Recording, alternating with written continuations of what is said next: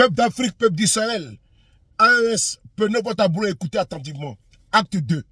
Tant qu'il parlera, nous allons ventiler, nous allons promotionner, nous allons sortir pour faire entendre, pour faire écouter le monde entier son message. Important pour l'humanité, important pour l'AES, important pour nous les Africains noirs. Un peuple sans histoire est un monde sans âme. Choguel Kokala Maïga a compris aisément. Et dans cette compréhension, il décide de redistribuer la parole à vous-même et de vous partager sa connaissance de l'Afrique. On écoute ensemble Choguel Kokala Maïga, acte 2 de révélation sans précédent. On écoute ensemble. Les voyages, les visas, les maisons en Occident, les comptes bancaires, et on recolonise l'Afrique. Pour vous montrer comment les gens sont capables de négliger la vie humaine. Je peux citer des cas au Niger, au Burkina, mais je cite celui du Mali, pour m'arrêter à ça. Écoutez bien. Je donne l'exemple toujours aux Maliens et à tout le monde de la base d'Endeliman. En 2019, l'administration finance une base. Barkhane construit la base. Et ils oublient, s'il vous plaît, de faire un forage pour trouver de l'eau. Donc les soldats sont obligés de sortir pour aller chercher de l'eau dans les hameaux d'à côté. On les scrute, on les tue, on bourre le camion d'explosifs. Ils viennent rentrer dans le camp. Ils explosent, les militaires meurent. Ceux qui ont survécu font 7 heures de temps. Il y a 50 000 forces armées sur notre territoire. Il y a des avions, des hélicoptères. L'administration et Barkhane refusent de les secourir. Tous les militaires meurent. On n'a même pas d'avion de transport. On fait une fosse commune, on les enterre. On attend les prochains morts. Le dessin qui était prévu pour nous qu'on reste dans ce cycle pendant au moins 10-20 ans. C'est ce que Dieu a fait. Que le Mali, avec à la tête ces militaires, que j'ai appelés les Monébodéons. Certains pensent qu'il s'agit juste du chef de l'État. C'est tous les militaires. On a arrêté ce cycle. Aujourd'hui, le rôle des politiques, c'est de faire notre travail. C'est de travailler à l'éveil des consciences des populations. De leur faire comprendre que tous les sabotages qui se font, l'objectif c'est de déstabiliser l'AES. On a voulu nous désigner un président, un premier ministre, un président de l'Assemblée. Vous avez entendu notre président, on l'a téléphoné de Paris. Vous avez entendu le président du Niger. Pendant la crise, un pays européen voulait intervenir. Un autre pays lui téléphone, il dit non, le Niger c'est pour nous. Il ne faut pas mettre, pour parler trivialement dans nos langues, il faut mettre ta bouche dans les affaires du Niger. Voici le sort qu'ils ont prévu pour nous. Et nous, l'élite qui dirige, le peuple doit comprendre les vrais enjeux. Et d'ailleurs, ils ont toujours fait comme ça. Quand il y a eu la lutte contre le fascisme, beaucoup de pays ont été occupés. On a appelé les Africains. Venez nous aider à nous battre. Après, vous aurez la liberté. Ce qui est advenu, vous le savez après.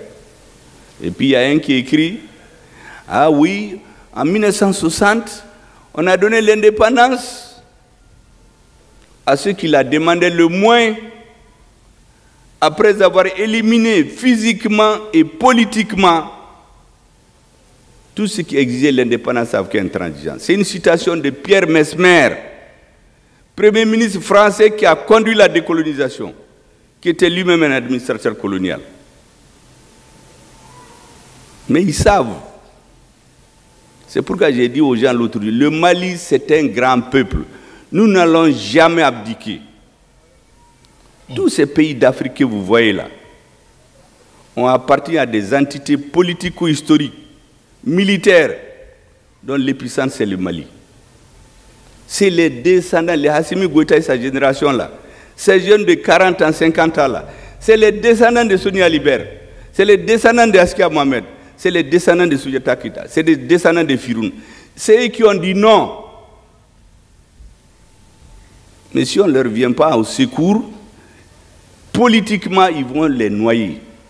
Donc, lèvons-nous pour jouer nous aussi notre partition.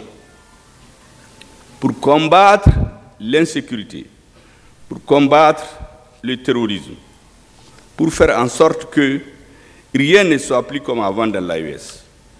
C'est le rôle qui vous est assigné, ceux qui sont chargés de la communication de l'AES. Les mentales des citoyens, leur compréhension, leur analyse des problèmes, politiquement, historiquement, c'est ça qui va servir de levain pour permettre à nos militaires de réussir leur mission. Les militaires maliens, on se moquait d'eux avant, et pourtant on a le même pays, on a les mêmes militaires, on a les mêmes terroristes qui sont plus forts d'ailleurs aujourd'hui. Mais pourquoi on tient? C'est parce que le leadership a changé. On a des nouveaux leaders qui ne sont pas démocratiquement élus dans des avions en train de voyager. Et c'est pour cela que lorsque nous avons tenu, avec l'autorisation du président, avec la confiance des peuples maliens, le discours désormais historique du 25 septembre 2021 à la tribune des Nations Unies, où nous avons dit que les Français nous ont laissés en plein vol. En fait, c'est un euphémisme. C'est une trahison. Nous avions avec eux un accord militaire signé de nous deux, mais ils ont décidé un jour d'en sortir. Et on n'apprend pas les médias qui sont partis. Ou bien un autre jour, ils disent, et ils quittent le Mali. Parce que le Mali a décidé de négocier, soi-disant, avec les terroristes. Parce qu'ils n'ont pas pu désigner les dirigeants. Mais les mêmes, on les a vus au Niger après. On a vu un président qui recevait les terroristes au perron de la présidence, il les finance, et ils applaudissaient. On a vu des gens dire qu'ils ne vont pas faire des photos avec le président du Mali et du Burkina Faso au motif qu'ils ont fait des coups d'État. Un président africain. Ce même président qui a fui son pays d'air après, je le vois quelques semaines après, à côté d'un autre militaire qui a fait aussi un coup d'État. Il fait des selfies en veste, en pipaou, parce qu'on lui a dit d'aller le faire. Ce coup d'État-là, il est bon. Mais ça, c'est quoi ça? On nous prend pour qui? Et vous savez, quand ça a eu lieu, le haut représentant pour la politique étrangère de l'Union européenne, Joseph Borrell, moi je préfère les appeler par leur nom, il a organisé une conférence des ministres de la Défense de l'Union européenne en Espagne, à Toledo. Il dit attention, l'Afrique là, l'Europe a des intérêts là-bas. Donc il faut qu'on cherche à les comprendre. J'ai dit, ah bon? Nous on est réveillés depuis 6 heures, toi tu te réveilles à 14 heures, tu viens nous dire que tu veux nous comprendre. Mais toi tu es en retard. Simplement parce que le coup d'État qui a eu lieu en ce moment-là, ils sont d'accord avec. Ils disent qu'ils vont suivre. Mais pour le Niger, on fait conseil de défense à Paris. Parce qu'il y a un coup d'État au Niger. Mais ça, c'est quoi ça? Il faut que vous obligez les gens à nous respecter. Nous ne sommes plus d'accord avec ces doubles standards, avec ces appréciations à géométrie variable. Nous sommes fatigués. On n'en veut plus qu'on nous laisse nous organiser nous-mêmes avec nos peuples. Et ainsi, nous allons nous en sortir. Je suis convaincu. Donc tout ce que je vous dis là, certains, ça les ennuie, ils se disent, ce prémisse-là, il parle trop. Tout le temps, il ne fait que parler, il ne fait que parler. En réalité, je fais exprès. Moi, je sais ce que je cherche. Parce que certains d'entre vous vont entendre, mais d'autres ne vont pas entendre. Donc, il faut répéter à toutes les occasions. Celui qui va sur ma page YouTube, là, il y a tout ça là-bas. Tout ce que j'ai dit depuis 2000, Abeba là-haut. Mais comme tout le monde ne regarde pas, chaque fois que j'ai l'occasion, il faut marteler. D'après les enseignants, la répétition est pédagogique. Donc c'est important que vous compreniez. Celui qui est fatigué, il se retire doucement. J'ai vu des gens qui se sont retirés. Il n'y a pas de problème. Vraiment. Mais ce que je vais dire là, je vais le dire parce que ceux que ça intéresse là, et ils vont l'écouter. Nous, on écoute. Vous savez, en 2021, quand on nous traitait de tout, après le discours historique de New York, où c'est comme quelqu'un qui est couché, d'après un vieux Germain qui m'a envoyé un message, quelqu'un qui est couché, il a un pagne sur lui, il n'a rien, il n'a même pas d'habit, vous venez vous enlever le pagne. On le trouve nu. Mais c'est ce que le Mali a fait en 2021. Mais en ce moment, nous savions que notre armée, le chef suprême des armées, le ministre de la Défense, le chef d'état-major des armées, les soldats sont en train de préparer dans la plus grande discrétion ce que nous avons appelé la grande offensive militaire à partir de décembre 2021 pour amener le fer dans les bases terroristes, les détruire et amener l'insécurité chez eux. C'est à ce stade que nous sommes aujourd'hui. Aujourd'hui, on ne dit pas qu'on a attaqué des camps. Ils vont tomber sur des civils dans des champs. Et c'est à la même période que le peuple malien a tenu ses assises pour donner une feuille de route à la transition qui est en train de s'appliquer même aujourd'hui. Tout ce que nous faisons, vous entendez le président, les assises ont dit. Après, ils ont dit qu'ils vont nous bagabaga. Ils vont faire un embargo bidon là. Ils se réunissent le 9 janvier, mais le 14 janvier. Les Maliens ont démontré que c'est un peuple qui compte avec l'histoire.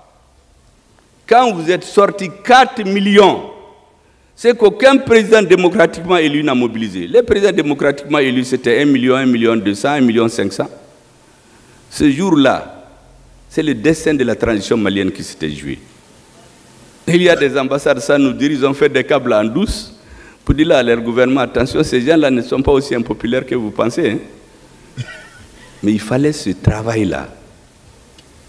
Mais tout ce travail ne servait à rien si l'armée n'a pas inversé la tendance sur le terrain militaire. C'est pour cela qu'il faut que les Maliens comprennent. Nous avons besoin du soutien de notre armée. Nous avons besoin des sacrifices nécessaires. Tous les pays de l'AES sont dans le même problème aujourd'hui.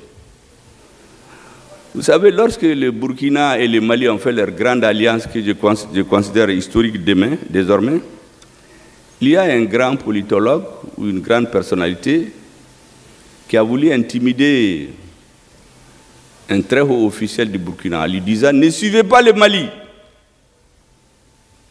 Si vous les suivez, vous aurez des problèmes. » Le Burkinabé lui a dit que ça s'est dépassé. Eux, ils sont déjà à midi. Lui, il se croit encore à 6 heures. Chez eux, ça c'est fini. Lorsqu'une semaine après, ils ont commencé les attaques violentes, la même personne a appelé ce Burkinabé. Il dit, vous voyez ce que je vous ai dit? Tant que vous ne quittez pas ce domaine-là, venir avec nous là, vous allez continuer. Il a dit, mais on préfère la mort que la honte. Et c'est ce qui est en cours aujourd'hui. Les Nigériens, après l'échec de l'embargo du Mali, parce que les Maliens ont montré une grande capacité de résilience, ils ont décidé qu'avec les Nigériens, on ne va pas les tuer avant de les enterrer. On les enterre vivants.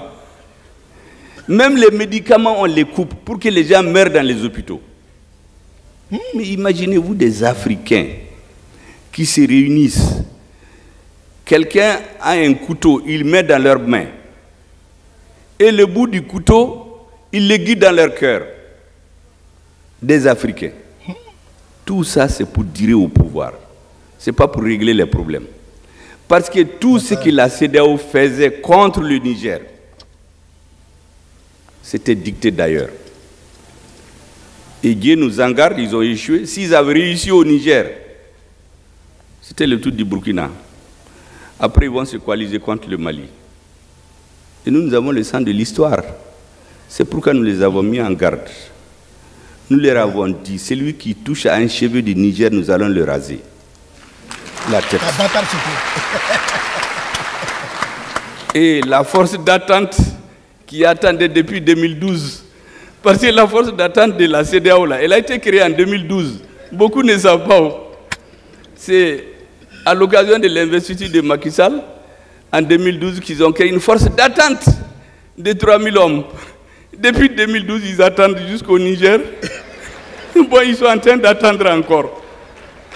Le Mali, l'AES demandait 2 milliards pour lutter contre le terrorisme. On n'a pu en trouver. La force l'a atteint. Et maintenant, contre le Niger, on dit qu'on va trouver 3 milliards pour leur donner. Et heureusement que la lame là était prête. Celui qui voulait le faire là, depuis qu'il a su qu'on va lui raser la tête là, il a dit à ces gens là, il faut garder d'abord l'argent en attendant. Et ils attendent toujours. C'est pourquoi je dis, laissez-nous en paix.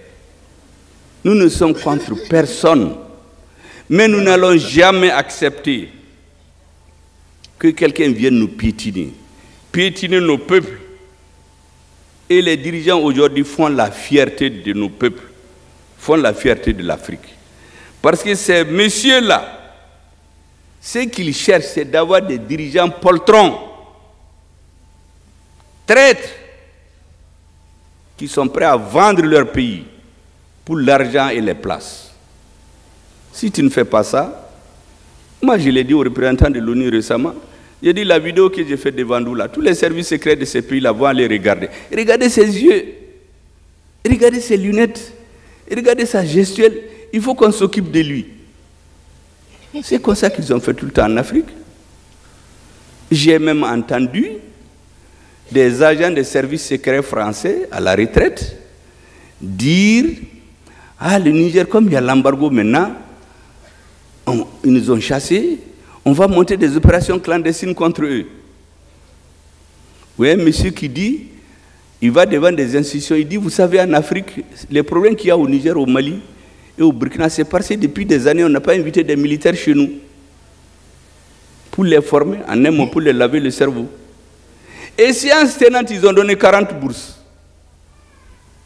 10 bourses pour 3 pays d'Afrique de l'Ouest, que je ne vais pas citer pour des raisons diplomatiques, et 10 bourses pour un pays d'Afrique de l'Est. Mais est-ce que vous comprenez ce qui est en train de se passer? Et il faut que nos peuples comprennent. Tout ce qu'ils disent là, c'est le mensonge qui a le dessus sur la vérité qui se tait. Ce que je vous dis là, c'est la vérité qu'on ne disait pas aux gens. Si les gens le savent, ils ne vont jamais se laisser manipuler. Donc, ce à quoi je voulais vous appeler, c'est de tenir bon. C'est que les membres des gouvernements, au-delà de tous les calculs, vous savez, en Afrique, on sort dans les réseaux, on sort dans les médias, tel dirigeant et tel dirigeant sont en bagarre, on crée les problèmes. C'est la fameuse leçon de l'histoire. Vous savez, quand ils sont allés au Niger et essayer d'intimider les dirigeants nigériens, quand le premier ministre du Niger les a mis à leur place, ils ont demandé à voir le président. On leur a dit que le président n'a pas le temps. Lui, il s'occupe d'autres questions stratégiques de la vie de son peuple. Ils ont dit, mais ça, c'est quoi ça? Mais un petit pays des Noirs comme ça, il ne veut pas nous recevoir? Oui, on va mettre nos réseaux dormants dans l'armée. On va faire un débat devant le Sénat. Moi, j'ai tous ces enregistrements. Je les traduis, je les garde pour l'histoire. C'est pourquoi quand on va écrire après, les gens vont dire, mais aïe Nimbomi. Parce que l'histoire, là, c'est le présent de tous les jours, là. C'est ce qui sera de l'histoire dans 10 ans. Écoutez bien. Mais j'ai dit les réseaux dormants là, ils n'ont qu'à les sortir au Niger. Les Nigériens les attendent des pieds fermés. Donc, mesdames, messieurs de la communication dans l'AES, vous avez lu des bons discours, on a applaudi. Quand on annonce nos présidents Assimi Goïta, tout le monde a applaudi. Je ne sais même pas pourquoi quand on dit Abdraman Chani et Ibrahim Traoré, on dirait que certains ne comprennent pas, on n'applaudit pas autant. Applaudissez. On a fait tout ça, mais on a vécu ça en Afrique. Ce que nous voulons maintenant, en plus de vos discours là, mettez vos techniciens ensemble pour contrer cette guerre communicationnelle. Parce que le message du président Assimi, ce n'est pas fortuit. Nous avons des preuves de beaucoup de choses contre le Mali aujourd'hui. Donc chaque Malien doit se considérer comme un soldat au front. Chaque citoyen de l'AES doit se considérer comme un soldat au front. Si vous êtes militaire, vous battez. Vous êtes un pharmacien, vous battez. Même si vous êtes un bagarreur, là, allez-y dans nos services secrets, contrez leurs bagarreurs. Ouais. Chacun n'a qu'à faire son travail. Notre président dit, Beki Jo Ijo Yorala. Si nous faisons ça, là, ils vont échouer. Et dès qu'ils vont échouer, ils vont venir négocier. Mais on s'élève. Réunion Russie-Afrique, réunion France-Afrique, Chine-Afrique, Corée-Afrique, Italie-Afrique, Amérique-Afrique. Mais j'ai dit, mais ça, c'est quoi ça? Cette belle femme-là, tout le monde veut être son fiancé et personne ne veut la marier. Mais ça, c'est quoi ça? Parce que tous ces pays-là, ils visent leurs intérêts. On sort de l'argent du trésor, il n'y a pas d'hélicoptère, il n'y a pas d'avion, les soldats mouraient, l'armée ne peut pas se battre. Les Russes nous ont dit que vous venez, on vous donne les hélicoptères nécessaires et vous les payez cash. C'est du donnant-donnant. C'est du donnant-donnant. Frères et sœurs, vous avez écouté le premier ministre Choguel Kokala Maïga. Que chacun reste à son poste, à sa place. Nous faisons la communication et nous allons continuer la communication. Inch'Allah, par la grâce de Dieu. Voilà pourquoi je vous dis tous les jours que nous sommes dans une guerre de communication. Il y a des choses que vous ne savez pas, que moi je ne sais pas, que les gouvernants savent. Voilà pourquoi Choguel Maïga vous demande d'accentuer la communication, de rester toujours sur le front, partout où vous êtes, soldats, partout, on doit rester sur le front. Nous sommes les VDP de la communication. Alors, nous vous demandons de partager. Un peuple sans histoire est un monde sans âme. La bibliothèque vient de restituer les faits. Le premier ministre Kokala Maïga, c'est à vous de l'écouter et de partager la vidéo au maximum. La patrie ou la mort, nous vaincrons. Vive l'AES, vive le président Assimi Goïta, vive le président Chani, vive le président Ibrahim Traoré.